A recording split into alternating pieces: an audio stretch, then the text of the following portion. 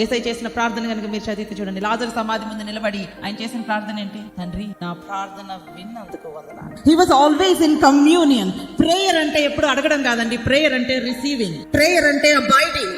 మీరు నాలో నిలిచి ఉండి నా మాటలు మీలో నిలిచి ఉండి ఎడల మీకు ఏది ఇష్టమో అడగండి, అది నేను చేస్తానన్నాడు. ప్రార్థన అంటే గుర్తొచ్చినప్పుడు వచ్చి ప్రభువా నన్ను కాపాడు, నా మమ్మీని కాపాడు, డాడీని కాపాడు, అది కాదు ప్రార్థన. ప్రార్థన అంటే ఆయనతో అన్యోన్యమైన సహవాసం కలిగి ఉంటాం. దేవుడు లేకుండా నా జీవితమే లేదు, అదే ప్రార్థన. మన జీవితమే ప్రార్థనగా ఉండాలి. Your life is a prayer, అది ప్రార్థన. ఆయనలో నిలిచి ఉండడం, ఆయన వాక్యము మనలో నిలిచి ఉండడం, మీకు ఏది ఇష్టం అడగండి, that is prayer. Fake confessions అంటే అవ్వా నన్ను చెయ్యి అది కాదు, నువ్వు నా కోసం చేశా, నీకు వందనాలు. తండ్రితో ఎడబాటైనందుకు బాధపడ్డాడు. ఎలోయి లామా సబక్తాని. నా దేవా నన్ను ఎందుకు నువ్వు వదిలి పెట్టేశావు? నువ్వు నాతో ఉంటే నేను ఏదైనా చేయగలను కదా ప్రభువా, ఈ నరకం నేను భరించలేను. యేసయ్య ఆ కొంచెం సేపు ఎడబాటు ఎందుకు అనుభవించాడో తెలుసు? పాపులమైన మనల్ని ఆయన ఎప్పుడైతే ఎలోయి లామా సబక్తాని అన్నాడో తెర చినిగిపోయింది. తండ్రి యేసయ్య వైపు నుంచి ముఖం తిప్పేసుకుని నీ వైపు నా వైపు తిరిగి ధైర్యంగా రండి కృపాసింహాసనం దగ్గర. మీకు నాకు ఉన్న అడ్డుని నేను తీసివేశాను. The barrier has been turn.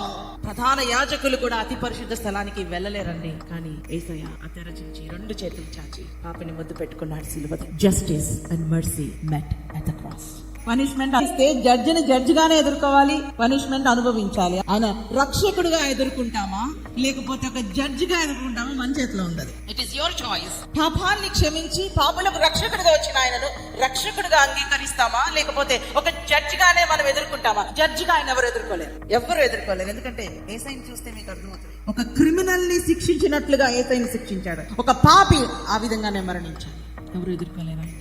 అయ్యా నన్ను క్షమించినందుకు నీకు వందనాలు. ఆ చిన్న ప్రార్థన ఏం చేస్తుందో తెలుసా? ఆయన నీకు న్యాయాధిపతిని నీకు రక్షకుడుగా పరిచయం చేస్తాను. ఇలా ప్రార్థన.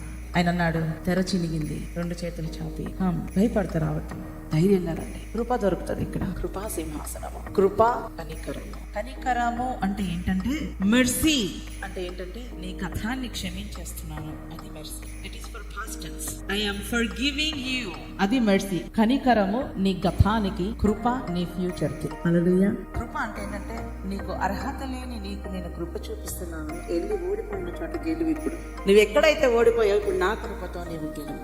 Win because of my grace. It will empower you. It will make you stand where you fail.